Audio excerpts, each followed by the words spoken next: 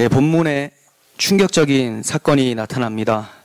이 사건 때문에 믿지 않는 사람들이 더욱더 믿지 못하는 그런 결과를 많이 초래하게 되는데, 제가 예수님을 처음 믿었을 때도 이 본문 때문에 많이 혼란스러웠었고, 믿은 후에도 이러한 사건에 대한 질문 때문에 좀 많이 곤혹스러움을 치렀습니다. 왜 이런 비참하고 상식 밖에 있는 일, 비윤리적인 행동들이 나타나게 되는 걸까요? 본문은 시아버지와 동침하게 되는 며느리 다말의 이야기예요. 계획을 세워서 동침하는 데 성공한 다말을 사람들은 손가락질을 해대고 좋지 않게 봅니다. 하지만 이 사건을 윤리적인 관점에서만 보면 충분히 욕을 먹을 짓이 맞아요. 그렇지만 그렇게만 접근하게 된다면 성경의 진짜 의미를 파악할 수 없게 돼요. 그래서 우리는 구속사적인 관점에서 이 사건이 무엇을 보여주고자 하는지를 살펴보려고 해요. 왜 성경은 이렇게 수치스러운 사건을 기록하고 있을까요? 자주 말씀드리지만 타 종교의 경전들은 뭔가 누군가 손을 댄 듯한 깨끗한 느낌의 사건들이 참 많다는 거예요. 경건한 느낌의. 근데 성경의 내용들은 하나같이 난장판의 모습이 많이 나타나요. 왜 이런 걸까요? 루터는 이 사건을 기록하는 이유에 대해서 이렇게 얘기를 합니다. 아무도 자신의 의로움을 자랑하지 못하게 하시려고 하나님이 기록해 두셨다. 그러니까 유다도 하나님 앞에서 자랑할 것이 없고 다말도 자랑할 것이 없는 자로서. 맞는 말이죠. 맞습니다. 그리고 존 칼빈은 이렇게 얘기를 합니다. 예수님 조상들 중에 그 어느 누구도 의지하지 않고 오직 그리스도만 의지하게 하려 하심이다. 족보를 딱 보면 예수님 빼고는 다 하자가 있죠. 그러니까 예수님밖에 의지할 자가 없구나. 그렇지 않으면 예수님 외에 다른 아브라함, 이삭, 야곱, 유다 이런 사람들 다 경배하고 숭배할까 봐 이렇게 기록해 놓았다. 이렇게 생각을 합니다. 그것도 맞죠. 하지만 본문은 더 중요한 복음의 내용을 담고 있다는 것까지 우리가 알 수 있어야 돼요. 그러한 관점이 맞는데 여기서 무언가 하나님이 어떠한 사랑을 말씀하고 있다는 것을 발견할 수 있어야 된다는 거예요. 오늘 이 본문이 왜 요셉 이야기 사이에 삽입이 되어 있는 것처럼 나올까요? 앞에서는 요셉이 애굽으로 팔려가는 내용이 나왔었죠. 그리고 39장에는 요셉이 팔려가서 보디발의 집에서 모함을 당해서 감옥에 갇히는 사건이 나오고 계속해서 요셉 이야기가 나와요. 그런데 38장에서는 요셉 이야기가 아니라 유다 이야기가 나오고 있어요. 왜 이렇게 집어넣으셨을까? 하나님은 요셉 이야기를 통해서 예수님의 사역을 얘기하고 계셨고, 유다 이야기를 통해서 그리스도께서 태어나실 지파에 대해서 설명하고 계세요. 이는 하나님이 그리스도를 보내실 지파가 요셉과 같이 훌륭하거나 어떠한 좋은 행실이 있어서가 아니라 하나님의 주권적인 택하심 때문에 그 유다 지파를 택하셨다라는 것을 지난 시간에도 잠깐 말씀을 드렸습니다. 그리고 또 하나는 그리스도의 모형인 요셉의 희생을 통한 구원의 내용이 나오기 전에, 그러니까 39장이 시작되기 전에 언약 계승자인 유다의 가정에 먼저 요셉의 희생과 같은 그러한 내용이 등장하게끔 먼저 만들어 놓으신 거예요. 이해가 되세요?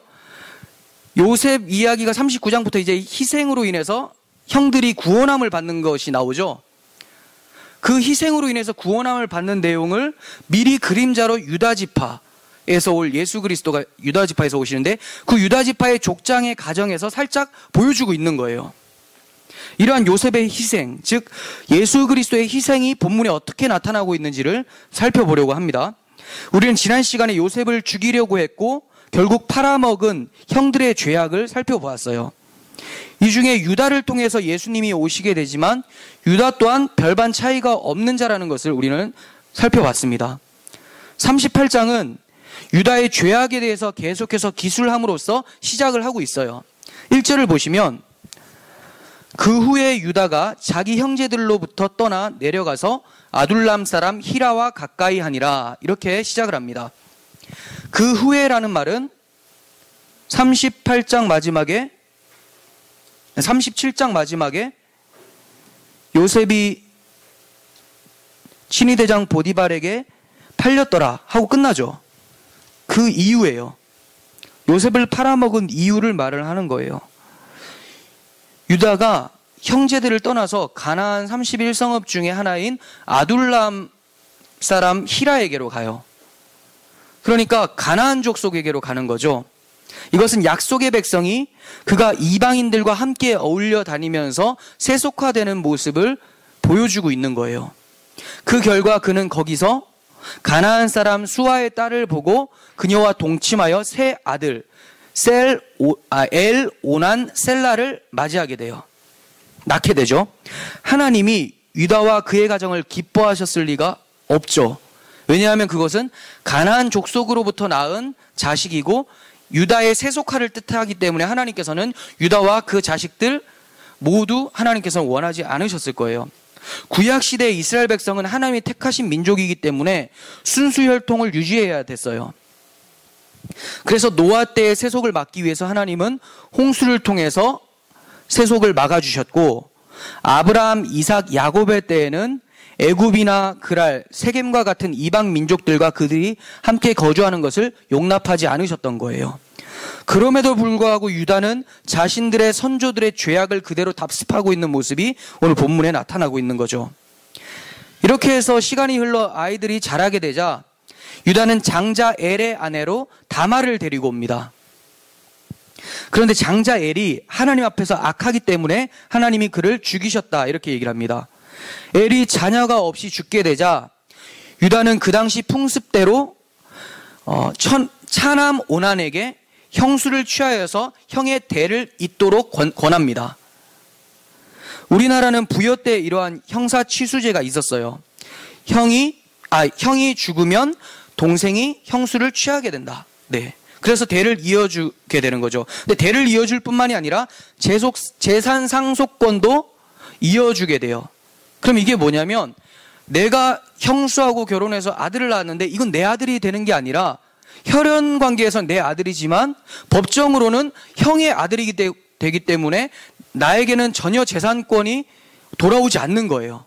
그냥 아들만 낳아주고 그 가문의 기업은 그대로 형의 가문으로 이어져 가게 된다는 거죠.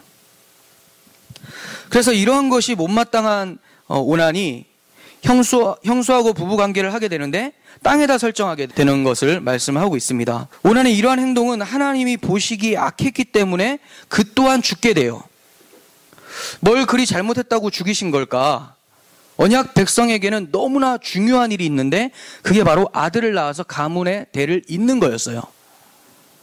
왜냐하면 하나님이 그들을 통해서 언약의 후손이신 예수 그리스도를 보내시기로 작정하셨기 때문에 그들이 아들을 낳지 않으면 대가 끊어지면 그리스도께서 오실 수가 없는 거죠. 그렇기 때문에 오난의 행동은 단순한 시기심 때문이 아니라 하나님의 구원 계획에 거역하는 죄가 되었던 거예요.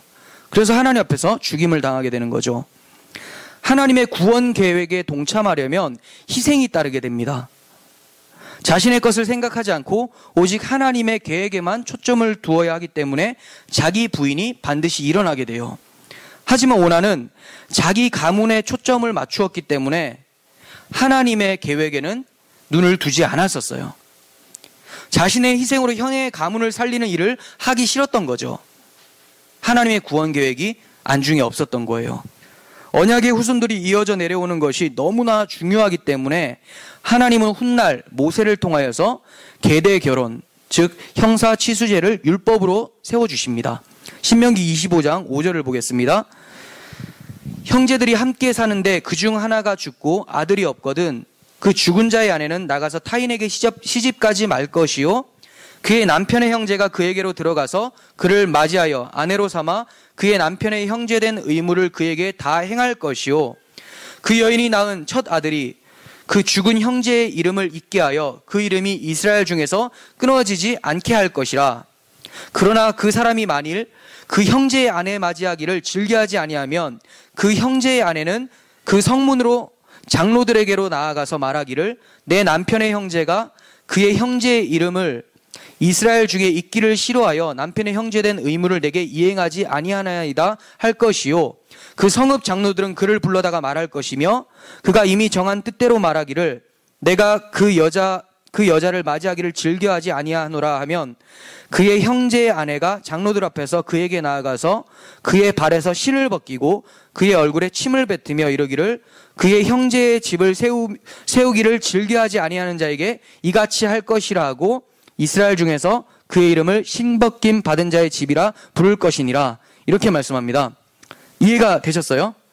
그러니까 의무예요, 의무. 형이 죽으면 둘째가 형수와 결혼해서 아들을 낳아줘서 대를 잇게 해주는 것이 법으로 되어 있습니다. 그런데 이것이 강압적이진 않아요. 의무긴 하지만 토스할 수 있어요.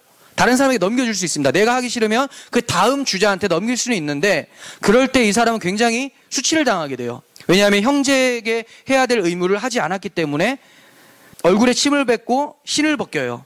이제 너의 그 의무를 다른 사람에게 넘겨라 라고 하면서 수치심을 받게 되고 신벗김 받은 자의 집이다. 이렇게 안 좋은 호칭을 듣게 됩니다. 이러한 내용이 룻기에도 나와요. 룻기. 보아스가 나오미의 며느리 룻과 결혼을 하게 되는데 결혼하기 전에 그가 1순위가 아니었어요.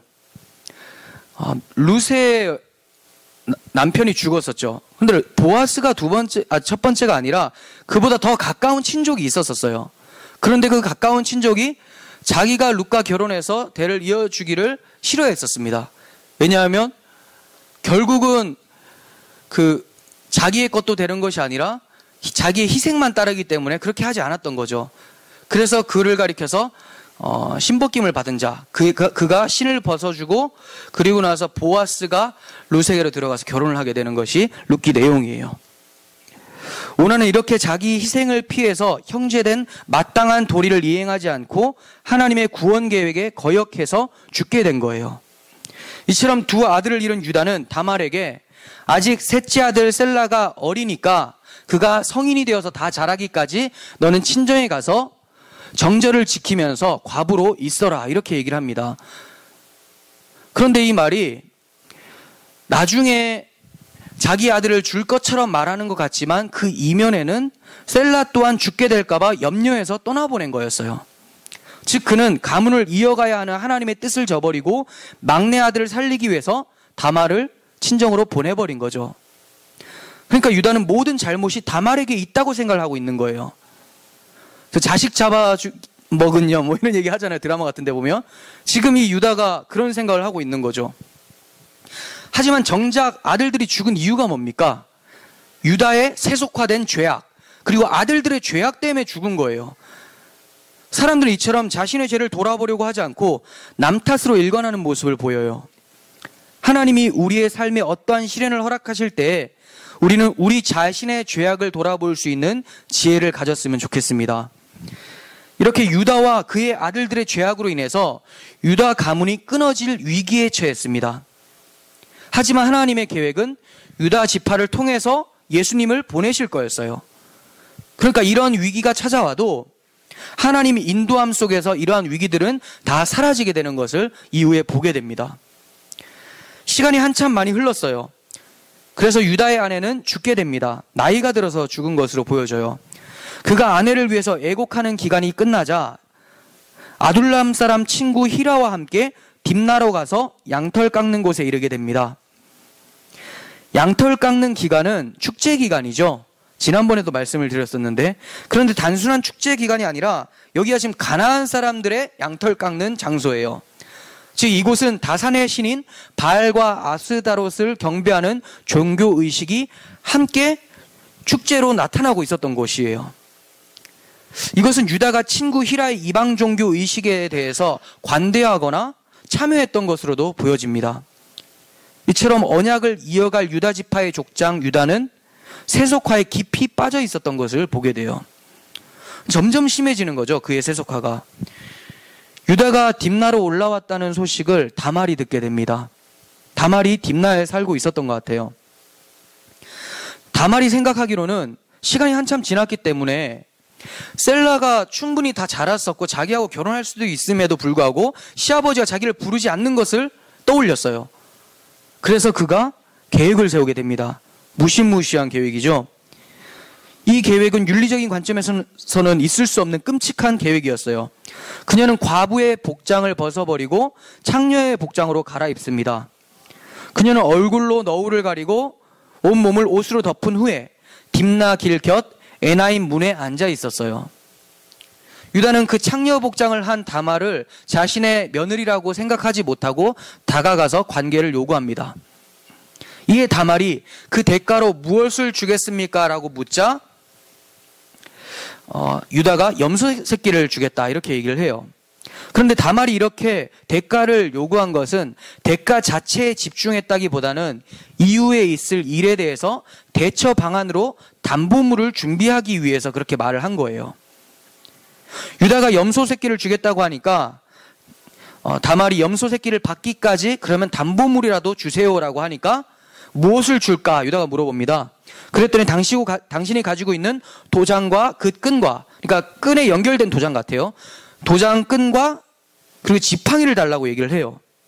유다는 이것을 주고 나서 그와 동침하게 되고 다말은 유다로 인해서 임신하게 됩니다. 본문은 그런 후에 다말이 집으로 돌아와서 다시 과부의 옷을 입었다고 밝히고 있어요. 19절에서. 이 19절은 무엇을 의미하냐면 그녀가 창녀 복장을 한 이유가 성욕이나 돈을 위해서가 아니라 단순히 유다 가문의 대를 잇는 것에 초점을 두고 이 일을 행했다라는 것을 변증해주고 있는 것으로 보여집니다. 유다가 친구 히라에게 염소 새끼를 주면서 다말에게 갖다 줘서 담보물을 찾아오라고 부탁을 해요. 그런데 다말을 찾지 못합니다. 그래서 사람들한테 물어봤더니 에나임 문 곁에는 창녀가 원래 없었다 이렇게 얘기를 해요. 그렇겠죠. 왜냐하면 다말이 원래 창녀가 아니었으니까. 그녀를 더 찾게 되면 자신의 수치심이 드러날까 봐 해서 그냥 히라한테 그만둬라, 그냥 담보물 갖게 두고 우리 잊어버리자 이런 식으로 일당을랑 맺습니다. 그리고 나서 석 달 후쯤에 유다가 이상한 소식을 들어요. 다말이 행음했다. 그래서 임신하였다. 이런 소식을 듣게 됩니다. 너무나 화가 났습니다. 뭐 이런 여자가 다 있나. 내 아들의 와이프가 이런 일을 행하다니 하면서 그를 잡아서 불사르라 이렇게 얘기해요. 참 악하죠. 사람이 이렇게 악합니다. 여전히 자신의 죄에는 눈이 어두워요. 그런데 다른 사람의 죄에는 눈이 너무 밝아요. 자기 죄를 평가할 때는 너무나 관대한데 다른 사람의 죄에 대해서 평가할 때는 하나님의 율법만큼 철저해요. 그럴 때 우리는 주님의 음성을 떠올리게 되죠. 내 형제의 눈 속에 있는 티는 보고 내 눈 속에 있는 들보는 깨닫지 못하느냐. 이게 바로 우리가 새겨들어야 할 주님의 음성이에요. 유다는 그 순간 자기의 죄를 봤었어야 돼요. 그리고 하나님이 그 앞에 회개하라고 하는 말씀이라고 생각하고 회개했었어야 돼요. 그런데 그렇게 하지 않습니다. 그녀를 잡아서 불사르라 이렇게 명합니다. 다말이 사람들에게 잡혀서 끌려가게 될 때 사람들에게 유다한테 가서 이 말을 전해라 이렇게 얘기합니다. 그게 뭐냐? 이 도장과 끈, 지팡이가 누구의 것일까? 이 물건의 주인으로 인해서 내가 임신했다라고 전해라 이렇게 얘기를 해요. 그런데 그 물건을 본 유다가 얼마나 큰 충격에 빠졌겠습니까? 자기 거거든요. 하지만 유다가 진짜 충격에 빠진 것은 자신이 부끄러움에 처하게 될 것 때문에 충격에 빠진 것이라기보다는 유다가 다말을 향해서 뭐라고 얘기를 하고 있죠? 그녀가 나보다 옳다. 내가 그를 내 아들 셀라에게 주지 않았기 때문에 그녀가 이런 일을 한 것이다. 이렇게 말을 하고 있어요. 그러면 유다가 충격에 빠진 이유는 뭘까요? 자신은 부끄럽게도 하나님의 뜻을 저버리고 가문의 대를 잇는 것을 포기하고 창녀와 함께 잠자를 했는데 며느리 다말은 목숨을 걸고 자기 가문의 대를 이어가려고 했다는 것을 깨닫게 되는 거죠. 그래서 다말의 행위가 자기보다 의롭다고 한 거예요. 여기서 의라는 단어가 ጼ데크라는 단어인데 하나님의 율법에 대해서 충실하게 이행했을 때 나오는 단어죠. 의라는 단어. 그리고는 다시 다말과 동침하지 않았다라고 성경은 표현하고 있습니다. 왜 그러냐? 이는 다말이 자신의 가문을 이어주기 위해서만 이런 일을 했다라는 것을 깨닫고 그녀를 아내로는 맞이하지 않는 거죠. 그냥 가문을 이어주는 하나님의 약속의 후사를 얻는 통로로만 인정을 하고 있는 거예요.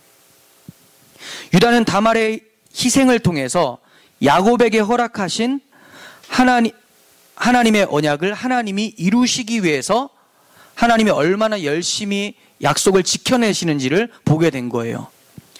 유다 자신의 죄와 수치를 다말이 담당한 것을 통해서 자신의 죄에도 불구하고 하나님은 자기 희생으로 당신의 언약을 신실하게 이어가실 것을 그가 깨닫게 된 거죠.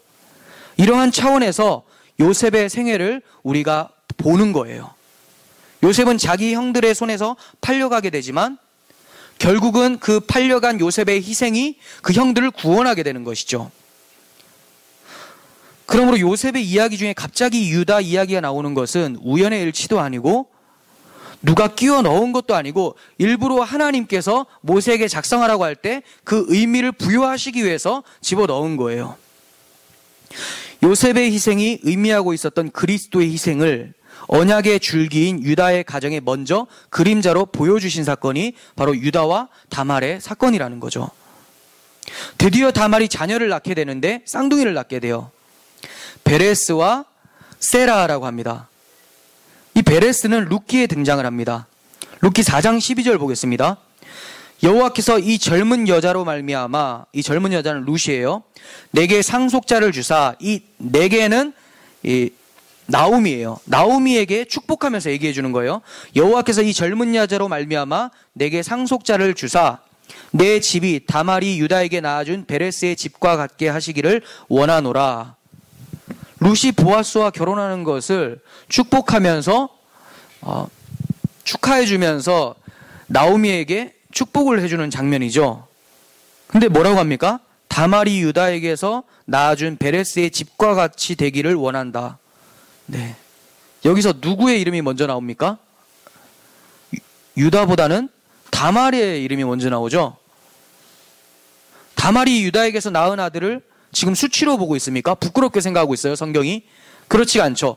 축복을 하면서 다말이 유다에게서 낳은 베레스의 집과 같이 되기를 원한다라고 얘기를 하고 있어요.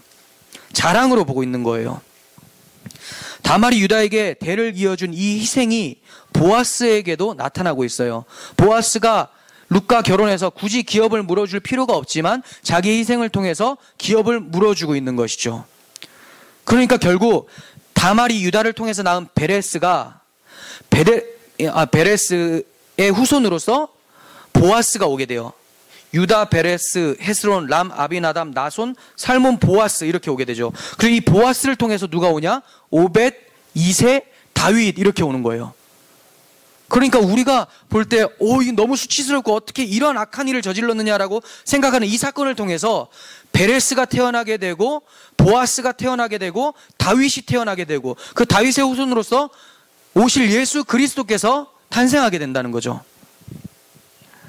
그래서 예수님의 족보에 유다는 다말에게서 베레스와 세라를 낳고 하면서 유다도 등장하고 다말도 등장하고 베레스의 이름도 등장하게 되는 거예요. 그러므로 예수님의 족보는 인간의 죄를 기록하고 있고 그 죄를 덮으시는 하나님의 사랑이 함께 기록되고 있는 것이 예수님의 족보죠. 그런데 이게 보아스의 족보로만 끝나는 것이 아니라 베레스의 족보로만 끝나는 것이 아니라 성경은 우리들의 족보가 되었다라고 얘기를 해요. 우리가 그리스도 안에 있다. 그래서 하나님을 한 아버지라고 모시고 있다라고 얘기를 하고 있습니다. 유다는 이러한 그리스도의 희생을 다말의 희생을 통해서 깨닫게 된 후에 달라진 모습을 보이게 됩니다.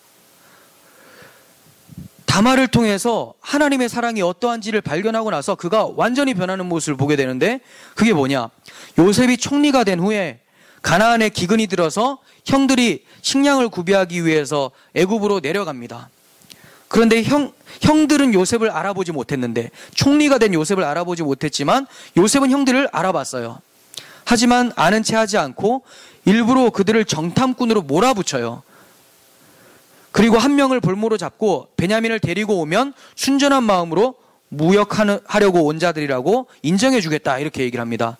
이것은 이제 자신의 동생, 자기 피부치죠. 라헬에게 낳은 자기 동생 베냐민을 혹시라도 이 형들이 죽이지 않았을까 하는 생각 때문에였을 것 같아요. 그래서 얼굴을 보고자 했던 것 같아요. 그래서 형들이 시므온 한 명만 남겨두고 다 이제 아버지께로 가서 베냐민을 데려가야 된다 이렇게 얘기를 합니다. 근데 아버지가 내주겠습니까? 요셉도 사라졌죠. 시므온도 사라졌어요. 그런데 베냐민까지 데려간다니까 이 야곱이 불안하기 시작한 거예요. 절대 못 내준다라고 하니까 이때 자신의 목숨을 담보로 해서 꼭 찾아오겠다라고 한 사람이 유다라는 거예요. 아버지, 내가 베냐민을 못 데려오면 내 목숨을 담보로 하겠습니다. 내가 영원히 아버지 앞에서 죄가 되겠습니다. 이렇게 얘기를 해요. 자신의 희생을 통해서 형들과 가족들, 형제들을 다 살리는 유다의 모습이 나타나게 되는 거죠.